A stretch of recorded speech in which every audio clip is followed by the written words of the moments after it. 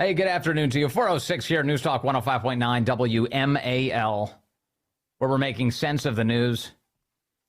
Coming up on the show, we've got Joe Concha joining us at 4:30. We'll talk about the media's craziness. It continues. 5 o'clock, the economy's craziness. We'll talk about that with E.J. Antoni. And then Clark Judge, former speechwriter for Ronald Reagan, joins us at 5:30.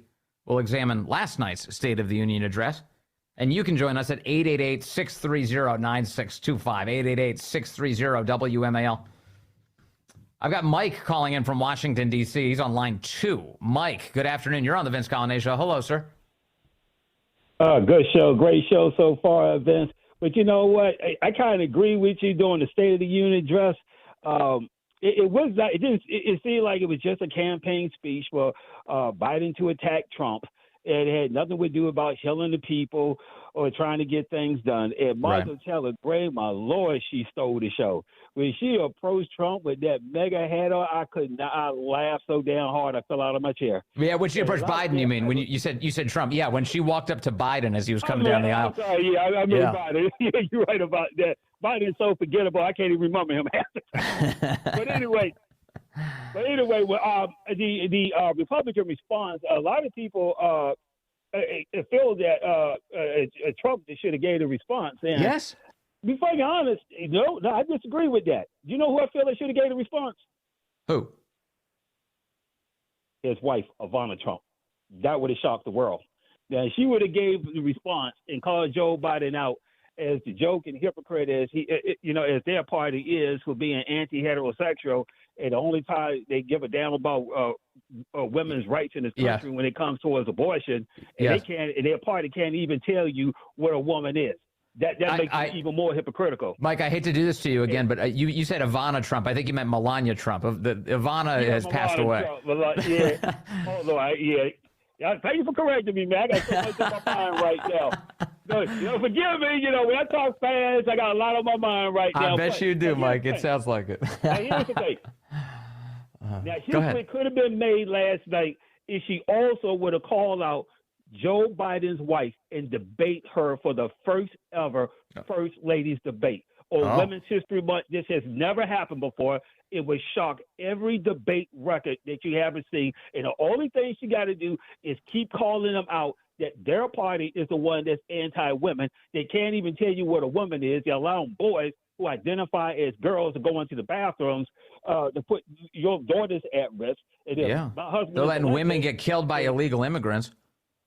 But the only way to fix that is she dedicated, that Trump says that he's going to make a real women's rights bill and make it the law of the land, just like Joe Biden and Obama did, lay the pavement for gay rights to be the law of the land. They'll win in a landslide. Now, still, this first women's debate, it never happened before, and I know that you got connections with Fox. Why don't you try to host it yourself? Never happened before. You'd be making history. I would make history, especially if I could convince Fox to let me have a debate. That'd be pretty amazing. But I like these ideas, Mike. I like these ideas. I hope somebody's listening. I know people are. That's right. And I'm saying the first network that does this will be making history. As a matter of fact, we're making history right now by talking about this. And the first time I talked about this was on my buddy Dan Gaffrey's show, the man who made news, single-handedly made News Talk Saturday great again. That's the first time that I mentioned it on his show. We're making history. We're making history right now. Don't let this opportunity get away from you. So that's all I'm saying right now. You got connections with Trump. Trump better jump on this right now, because if he said he's going to do a real women's rights bill, he's going to attract other women that normally would not pay the Republican Party any attention. He better jump on that now. Vince, make history. Peace. Mike, thank you very much. Mike's making history right here. He's doing a great job. Thank you, Mike. I love Mike's attitude too. He's the best. All right. On the Republican response last night, I don't want to spend a lot of time dwelling on it, but I did see there's like a lot of people really upset about the Republican response last night. It was the Alabama Senator Katie Britt, who I didn't realize that she's the youngest Republican woman senator. As if this matters at all in American history. Here she is last night, just a brief snippet of her response. And people are really going at her because they said that she was too overly dramatic, kind of shifting her mood. She was sitting in a little kitchen and talking to the camera by herself. These Republican responses, they usually get attacked. The person who's out of power, the party that's out of power, these things are always attacked. Always. Here's what she sounded like. I have imagined what my story would entail. To think about what the American dream can do across just one generation, in just one lifetime. It's truly breathtaking. But right now, the American dream has turned into a nightmare for so many families. The true, unvarnished state of our union begins and ends with this. Yeah, so that's her last night. You can hear kind of the whole range of emotions there. A lot of people watching this are going, "Oh, you should just be more natural." And like, there's videos of her just kind of being much more casual and much more relatable. Fine, whatever. I'm not attacking her for this. I think the message is perfectly fine. People want to nitpick it, definitely. They nitpick everything. She looked nice. She looked beautiful, by the way. I for most of the night, I hadn't seen the response right away. I just kind of saw it coming across social media. I'm like, oh, she's cute. I was watching it on mute. I just said, oh, she's cute. She's cute. And then you look up more about her and you find out she was a cheerleader from Alabama. She was a cheerleader, which makes you realize that Alabama has some of the coolest senators ever because they have a college football coach and a cheerleader as the senators representing Alabama, which is kind of cool, I think, in the end. So anyway, people are picking on Katie Britt. I do agree with the opening sentiment that Mike raised, though, which is like, they should have gave it to Trump. What a perfect opportunity that would have been. Just have Donald Trump give the response to the State of the Union address. You know, and I don't mean like in a free-form ad-libbed way. Donald Trump has delivered pre-written speeches before, including States of the Union, that were excellent. And he could have done that last night. That would have been perfect. That should have been, the Republican Party should have arranged that particular thing. Because then, you know, then of course you kind of pressure CNN and MSNBC to be put into a position where they have to, do they maintain the tradition of airing the Republican response? Or do they skip it again because they say our audience and their minds are too fragile to see Donald Trump speak in an unfiltered capacity? Like, the more you can force the left to have to exercise its craziest possible behaviors, well, the better. The better. The public sees this and they're like, what do you mean I can't see the guy's speech? Who do you think you are? What are you, my parents? I can't see the speech? You got to censor it? I can't see Donald Trump? So that would have been good. But in the meantime, I'm sure Katie Britt, she's probably like, you know, she hasn't really expressed much today. She hasn't even really shared clips of her own speech on social media. She's probably being very self-critical about how it all went down. Don't you worry, you were fine. Tell everyone to shut up. That's my policy on this. Just buzz off. There we go. Let's see what else here. I do want to get to this John Brennan audio for you coming up as well, because, you know, now that Trump is the nominee, not officially, but obviously the nominee for the Republican Party, guess what that comes with? Intelligence briefings. Intelligence briefings. Now, as a former president of the United States, under a normal circumstance, he'd be entitled to intelligence briefings anyway. They kind of keep former presidents looped in on some of the intel, typically to try and advise the current president and as to how to navigate this with the small group of people who can help based on having held the job before. But of course, all of the living presidents hate Donald Trump. They treat him like garbage, and Joe Biden has made it just his pastime to treat Trump like garbage. And yesterday there was a Politico report that came out. Intel agencies eye brief for Trump, amid fears he could spill secrets. Now, never mind the fact that Joe Biden stole classified documents his entire political career and kept them in unsecure locations, including next to his Corvette in his garage. Never mind any of that. No, it's Trump who's the real threat here. U.S. intelligence officials are planning to brief Donald Trump on national security matters if he secures the GOP nomination this summer, despite concerns about his handling of classified information. The decision would be in keeping with a tradition that dates back to 1952, but it would mark the first time an administration has volunteered to share classified information with a candidate who is facing criminal charges related to the mishandling of classified documents. In fact, this week, Karinge was asked about this by the Associated Press at the White House press briefing. That was on Wednesday that this question came up. Are you going to be giving classified briefings to Donald Trump? And you know he's the worst, right? You're going to give classified briefings to the worst person ever. One domestic matter. Back in February of 2021, President Biden said Donald Trump should not be given the traditional intelligence briefings that were given to former presidents because, quote, what value is giving him an intelligence briefing? What impact does he have at all, other than the fact that he might slip and say something? Does the president still feel that way now that Donald Trump is on the way to becoming the Republican Party's nominee and would be entitled to the briefings that a party candidate would get? I think the president's words stand today, as he stated them however long ago. I don't think his mind has changed on that. I just don't have anything to add. Will you do anything to block him from getting these briefings later this year? I don't have anything to add, but the president was very clear about how he felt. Very clear. And I would say those comments certainly do stand today. Yeah, we'll violate tradition, is what Karinge promised. Those comments stand. Of course, it looks like it may have changed a little bit in the intervening time because Politico, of course, says, oh, now they are going to give Trump the briefing. Yeah, they'll give him some kind of briefing. But how extensive is this intel briefing going to be? Of course, the intel community has actively tried to subvert Trump in all of its engagements with him, to include when he was a candidate for president of the United States in 2016. Remember? So here's what former CIA Director John Brennan is now telling MSNBC. Last night, ahead of the State of the Union, he was on MSNBC saying that if the intel community does actually brief Trump, they will still keep secrets from him that they wouldn't otherwise do that for any other presidential candidate. Listen. I have to start with the news today with you, Director Brennan, that some version of... It's amazing. Brennan lied to the American people on a routine basis, and he's given this well-paid job at NBC to be a truth teller. Our intelligence analysis will... there's a plan for Trump to start getting that while he's under criminal prosecution. For mishandling classified documents. Will you explain what this is and what you think is likely to happen? And Nicole, it's somewhat surreal that an individual who is under indictment for mishandling classified information is going to be getting classified intelligence briefings.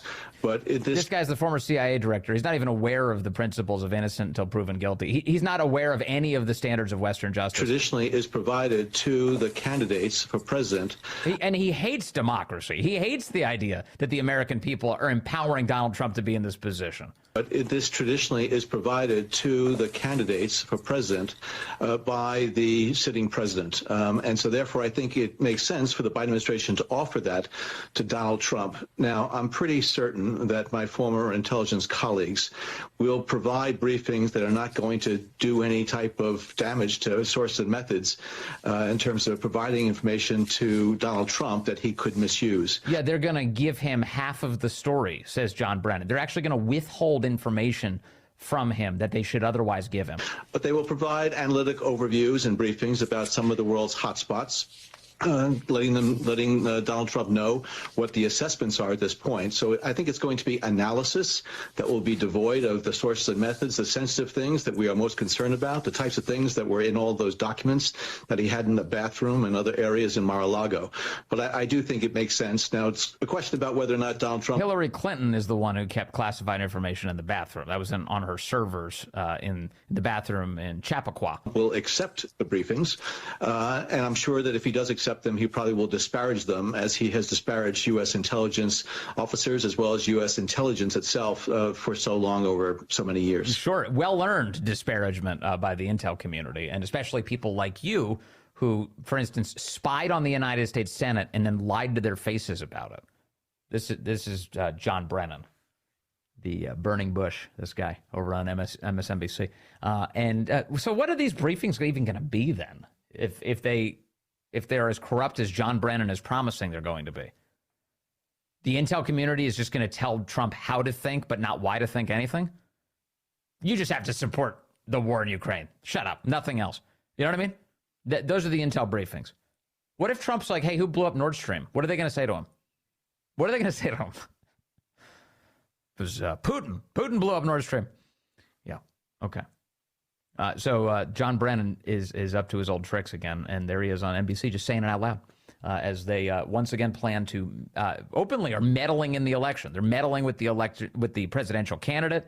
The left is trying to remove Trump from ballots all over the country. Merrick Garland, who's an active government official right now, head of the Justice Department, said earlier this week that the Justice Department is working aggressively to get rid of voter ID requirements in the country to make elections less secure, not to the benefit of any American of any color, despite their claims. They say this is to help black people. It does not. More black people vote with ID than without. The whole thing is crazy.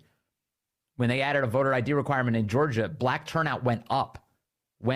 Fewer ballots get rejected, it turns out, when you can prove your identity. And Merrick Garland is trying to gut all that in the service of fraud, in the service of an unsafe election. That's what that's about. And that's how you, yes, rig an election.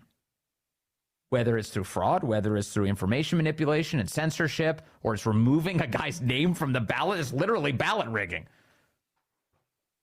And in this case, get the intelligence community involved yet again, and John Brennan bragging that they're not even going to tell Trump the full truth. Hey, they might not even tell him anything that resembles the truth. Trump will never know. We've got to keep the nation's secrets away from the man the people prefer. Yeah, they really did do that. People have died. Thanks. They're dropping crates. The parachutes didn't open, and they're killing people there in Gaza. Insanity. Let me see here on the phone. Eric calling in from Texas, line 5. Eric, good afternoon. You're on the Vince Coglianese Show. Yes, sir. Well, I'm a Texan. I think fast, talk slow, and I'm watching last night, and I'm watching this fellow that runs a nation and can barely even speak articulately. And I'm thinking, well, who else listens to this? And I'm thinking, Xi Jinping, Kim Jong-un, Putin. No wonder Sweden joined NATO. They probably can't trust us, and they need help. And I'm thinking, we got problems, and it's right in front of us. Yes, right in front of us. Yeah. What is the message we're sending the world? He's our best speaker. Can you imagine the aliens arrive? They're like, give us your best. Would you push Joe Biden out in front? Maybe just to see what happens. Who knows? Hey, coming up, Joe Concha is coming up on the show. We're going to talk to him about the media's reaction to the big speech last night. Speaking of Kim Jong-un, they had a North Korean reaction to the whole thing. It was so exciting. Biden's never been better. Joe Concha reacts. Good afternoon to you. 4:35 here. News Talk 105.9 WMAL. Where we're making sense of the news. Coming up, E.J. Antoni discusses the economy with us at 5 o'clock. And then at 5:30, former Reagan speechwriter Clark Judge is here to react to yesterday's State of the Union. Has he ever seen anything like that? You can join us at 888-630-9625, 888-630-WMAL. Joining us now is Joe Concha, Fox News contributor, author of the book, Come On, Man, The Truth About Joe Biden's Terrible, Horrible, No Good, Very Bad Presidency. Joe, nice to talk to you, sir. Hey, Vince, how are you? I'm doing great. Am I the only one who thinks that Katie Britt did a fine job and let's just move on from it?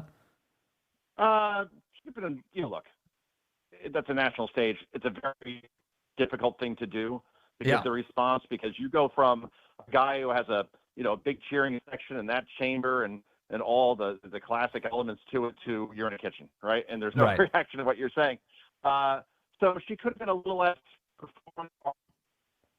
That's the word I'm looking for. But it's not really horrible is what people are saying. I mean, look at other responses in the past most Democratic, and you almost never remember the response. I know. A year from now, I'm going to be like, hey, Ruby on the water. A year from now, Joe, you're going to be on the show and be like, hey, remember who gave the Republican response last year? And we're both going to pretend like we knew. We'll be Googling it literally as we're discussing it. Like, wait a second, let me see. Let me see, who was it? So anyway, I think she did fine. My opinion is leave Katie alone. That's my position today. Everyone's all picking on her. How dare you? How dare you? She's a cheerleader from Alabama. University of Alabama? No, she was a cheerleader in high school. But she did go to the University of Alabama for both her undergrad and her JD. I learned that. Well, she's a winner then. She's a winner. Total winner. Roll Tide. All right, let's move on to the President of the United States. So if you could describe the media's reaction to Joe Biden last night and the public's reaction to Joe Biden last night, are they similar or are they different? Depends on what public we're talking about. So if we're talking about the type of public, and this is basically friends and relatives at this point, who watch CNN and MSNBC and who just fall over the of the Washington Post, New York Times. Oh, Yeah. they loved it. It was the type of red meat that they just ate up completely. They saw Joe Biden, the fighter, and he took on Trump and said his name, or at least, referenced him 13 times. And then you look at the reality of the whole speech, and I'm not going to buy this whole, this proves that Joe Biden completely still has his fastball and there's nothing wrong with his mental acuity. What he did, Vince, and you've done television, I've done television, I've read plenty of teleprompters. He practiced a speech for 7 days. He was at Camp David for 4. And then he got up there and he read off a teleprompter. And the one time that he strayed from the teleprompter, he couldn't remember the name of Laken Riley, or at least said the wrong name. And then it proceeded to call an undocumented immigrant, which that's the Democratic rules, not mine, as far as what you could call them, and called him an alien, right? Or illegal, excuse me. And that's a bad thing. So he lied about the economy. He said that we had the lowest inflation rate in the world. We don't. Dozens of other countries have a lower inflation rate. He keeps talking about how inflation's falling. No, it's not going up as fast. It's not the same thing. And then he said the world, or America, has never been safer, with crime at a 50-year low. Well, that totally explains why people are leaving San Francisco, Chicago, and New York, and Florida. That explains why the governor of New York just deployed the National Guard to the subway. That makes a lot of sense. Precisely. So, I mean, the takeaway is that Joe Biden said today, when asked, will you debate Donald Trump? And he said, well, it depends on his behavior. A, I don't know what that means exactly. Ooh. And B, it means that he's not going to debate, because what other president would just say, of course, anytime, anywhere, I got the argument, I got the record, and I'll take him on anytime. And no one can commit to this, which means they're not going to do it, because unlike a State of the Union, which is completely choreographed, a debate is 90 minutes of question after question without a teleprompter, without a cheering section, and Joe Biden simply can't handle that at this point. Yeah, no, that's right. If the answer is I'll do it when Donald Trump is a good boy, no chance. That's not happening. You're not. That's ridiculous. That's like Trump saying I'll do it when Joe Biden can put a sentence together. It's not happening. It's just never going to happen. Biden last night had another moment that I don't think is getting as much attention as it should, which is he talked about all of the places he flies on Air Force One, to include Moscow. This is a kind of a remarkable, weird moment. You get in trouble for saying that, but if you want to get in Air Force One and then fly to Toronto, Berlin, Moscow, and even Moscow, probably.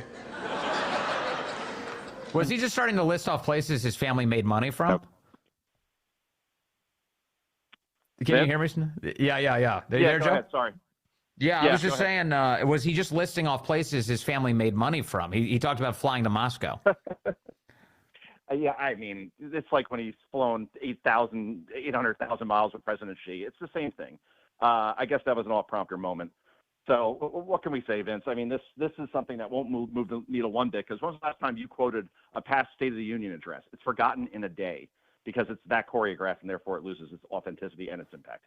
So going into the State of the Union, expectations were set very low for this. In fact, I was seeing all sorts of reports in the political media.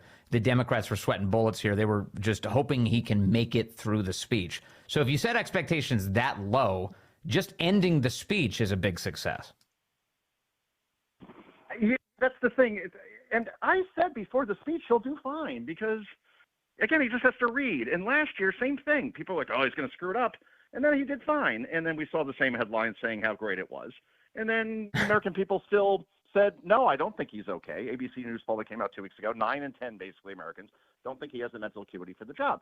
So until the record changes, and until people start to really feel food prices go down, and when they start to see crime really go down, and when they see the border actually be closed, or something happen there that stops the flow, nothing changes. Everything, the ground is the ground, and what people feel is what they feel. After the Robert Hur report came out, and of course we've got testimony coming up from Robert Hur, so this may change some of the dynamics here, but after the Robert Hur report came out, and it was clear that a Justice Department official thought that said out loud that Joe Biden's memory is failing him, and he can't actually be charged because the jury wouldn't, actually convict an old man with a failing memory. After that, the media covered Joe Biden's memory lapses for like 48 hours. What do you expect as we get closer to the election? Are they going to go full North Korean? Are they going to stop mentioning that he has problems with his brain? They'll downplay it, right? And that'll be the end of it, Vince. I think it'll just be, oh, well, it's just Joe being Joe. He gets the excuse, Trump does not. Yeah. Okay. Yeah.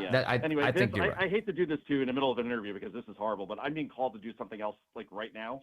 And I know this is like a total transfer, but they moved it on me, and I can't do anything about this, so I'm getting pinged. Well, go do it. Really, like, get to your chair now. So, you go do it, brother. Go ahead. We'll get you back again sometime soon. Thanks, Joe. Always good to talk to you. All right. Thanks, Vince. Joe Concha over at Fox, where they pay him and we don't. so they get to Bigfoot our interview, which makes sense, you know. So there goes Joe. All right. So our as always, our appreciation to him. And he still has the best book title out of all of our guests. Come on, man.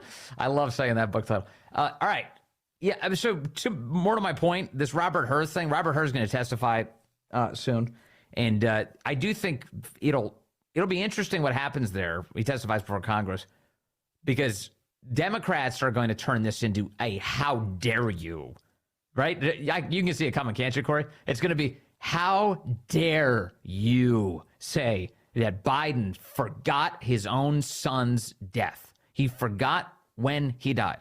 How dare you? And Robert Hur is going to be in this weird position where he's going to have to say, well, look, I didn't want to have to disclose this. But if I did, if I kept it from the public, I would have no rationale to not charge the president. Literally, the whole case, the whole reason Hur brought this up, his memory's no good, a jury wouldn't find him guilty, was to justify why no charges were being brought. So Hur is in kind of an impossible position, and definitely Democrats are in an impossible position here, but they're just going to go on and be like, yeah, that was so awful of you. That was so awful. What an abuse of power. And they're going to say, oh, this guy's like a Trump guy, and they're going to go on and on. But that'll be another opportunity for us to take a closer look. It'll be interesting to hear what Robert Hur has to say about all of this. Like, what was it actually like behind closed doors? Because as we understand it, as has been reported in the press, Hur's office has been telling people, we didn't bring up Beau Biden's death. We never mentioned it. Joe brought the topic up and didn't know the year of the topic he introduced to the conversation. We never even asked. And Robert Hur notated, man, that's weird. He brought the issue up. He doesn't even know the time frame. Remember what else Robert Hur said about Biden's brain? He didn't know when he was vice president of the United States. I would venture a guess that almost every single person you encounter in Washington, D.C. on the street would know the answer to that question. But the guy who lives at 1600 Pennsylvania Avenue does not know the answer. He doesn't know when he was vice president. He can't narrow it down to the years involved. So the Hur testimony will be very interesting. Very interesting. Let me go back to some of the coverage last night. I had a bunch of audio here for Joe's benefit and for yours of the way the media was reacting to all of this yesterday. CBS's Nancy Cortez said that Biden, boy, he's got some stamina.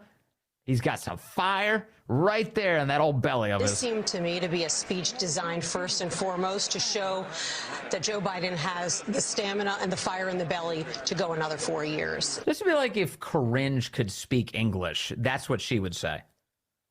The president has stamina and fire in the belly. It's like a White House message. Was designed to be delivered with high energy. He even broke into a call and response at one point, and Democratic lawmakers played along. He told jokes, but he came out of the gate criticizing Donald Trump on Ukraine and then on January 6th. That was unexpected.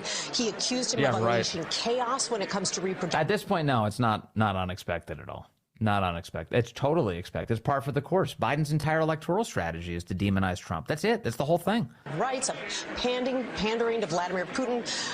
It seemed to me that this White House understood that one of the biggest obstacles to re-election for him are the persistent voter questions about the president's age.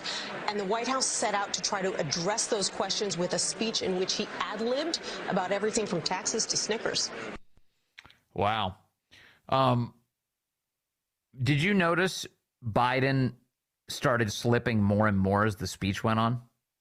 Now, I was talking about this with Chris Bedford earlier, but they front-loaded the speech with nonsense, like all sorts of stuff that were not American priorities. We have to spend more money in Ukraine.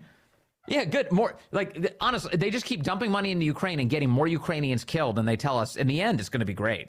Really? What's the end look like? We're not going to tell you. Don't worry your little heads. If you question it, you're with Putin. What? I just want to know what the end state is. How much money are we talking? How many lives? How many people are going to die as a result of all of this? Can you give us any sense? And so that's what they were pushing. They saved all of the stuff that actually had to do with American priorities for the end of the speech, immigration, the border. the economy, all of that, all of the stuff that is a high priority for Americans, low priority for the president, low priority for the speech. So what that means is fewer people were watching. Now, most people don't want to sit down and watch a Joe Biden State of the Union, including if you voted for him. Who wants to sit down, honestly, and watch Joe Biden give the State of the Union? We're doing it here because that's our job. We did it at State of the Union last night, so we were able to, drink some bourbon and eat some steak in order to stomach this whole thing. But in reality, like, most people don't want to sit down and watch Biden deliver a State of the Union address. And as the time goes on, fewer and fewer people are actually watching. But I'm telling you, as the night wore on, you could tell he was fading on us last night. He started with an unusual energy for Biden, almost as if they injected it right into his arm before he came out. And then it started fading and fading, like a sugar high. It started fading and fading away. He was increasingly coughing into his hands. He was saying things wrong. He was mumbling. He referred to Lincoln Riley. It just became a downhill slalom. It was not going, it was just right down all the way to the end. And it does make you wonder, like, what did they drug him up with prior to the speech? And I really wish people in the White House would ask this question. Honestly, did you give the president anything last night? Did you fire him up at all? Did you pump any Adderall into him? Adderall was trending on Twitter last night, trending across X. It was one of the top terms during the State of the Union. Boy, is that not a sign. Let me take a phone call here. I've got Jack calling in from Martinsburg, West Virginia. Jack's on line 1. Hello, Jack. You're on the Vince Coglianese Show. Hey, thank you for taking the call. Yes, sir. What's on your mind?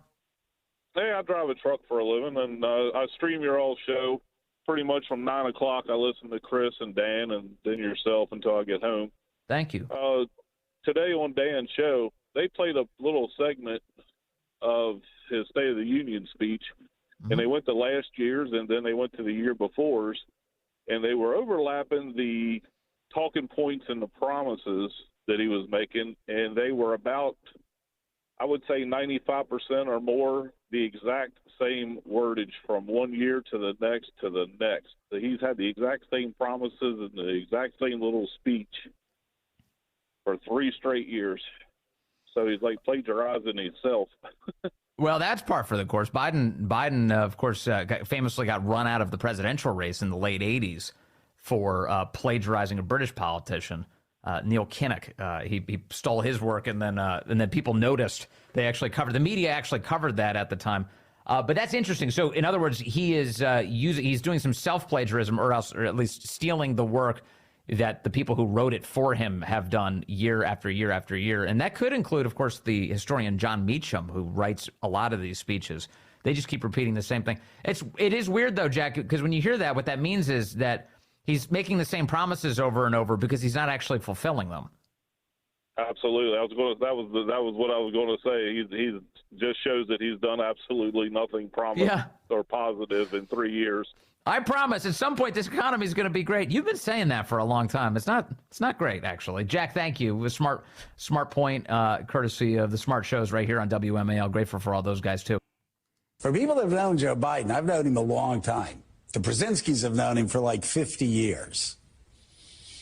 This is the best Joe Biden. Yes. Like, this is Joe. Well, yeah, but also this is Joe Biden who has gotten in trouble. Right.